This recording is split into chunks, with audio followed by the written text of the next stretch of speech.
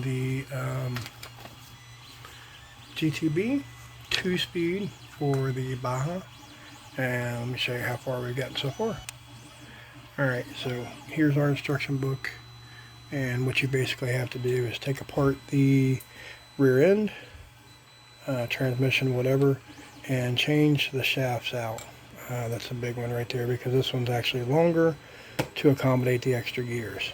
So here's the gears I got laid out. I'm still trying to figure out where everything goes, because the instruction booklet is it shows you diagrams and stuff, but it's not very informative.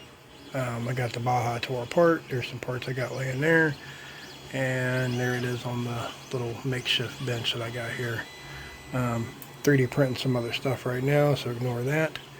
But we're going to try to get this back together and see if we can figure out how to adjust the 2-speed here. It should be like anything else. You know, you got the 2 screws there, and you have to adjust them evenly to allow for the throw, because it's like a centrifugal clutch type system.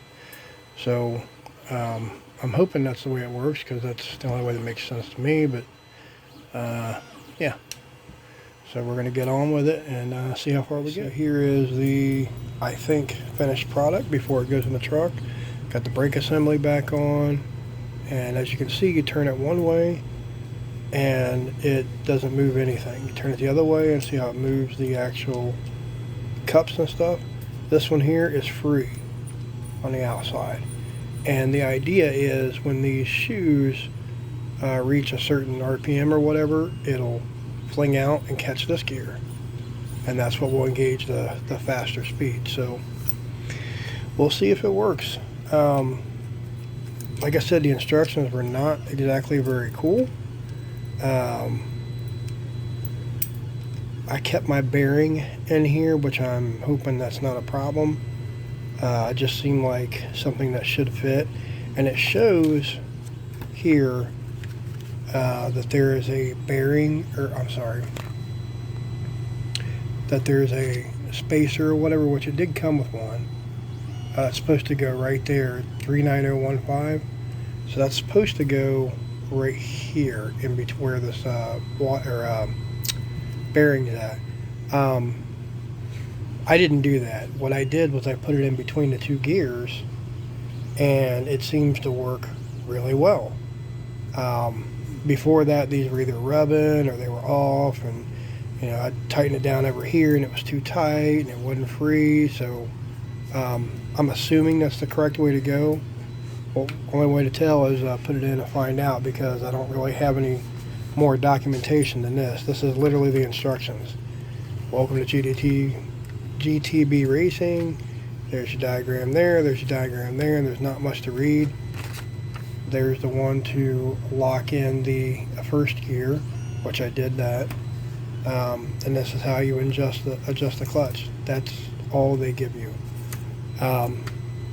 So the instructions really need help, but I'm hoping this is the correct way, because I'm dying to try this out.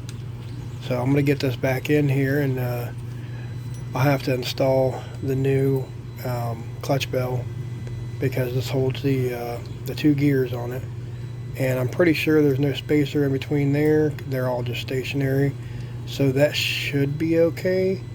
I'm going to go ahead and put a screw on this one and just kind of lock it down, and I'm going to hope that that's, you know, the correct way to do it too, because again, these instructions really need help. Kind of part of the reason why I decided to do it this way. I don't really do build videos, they drive me nuts, but I couldn't find any good documentation on this, guys. So I kind of wanted to see if this is the correct way, that maybe I can help somebody out, provide a little bit of instruction on how to do these. You're supposed to use these standoff pieces for your cover, and you screw it in the back of your plate. Something like this.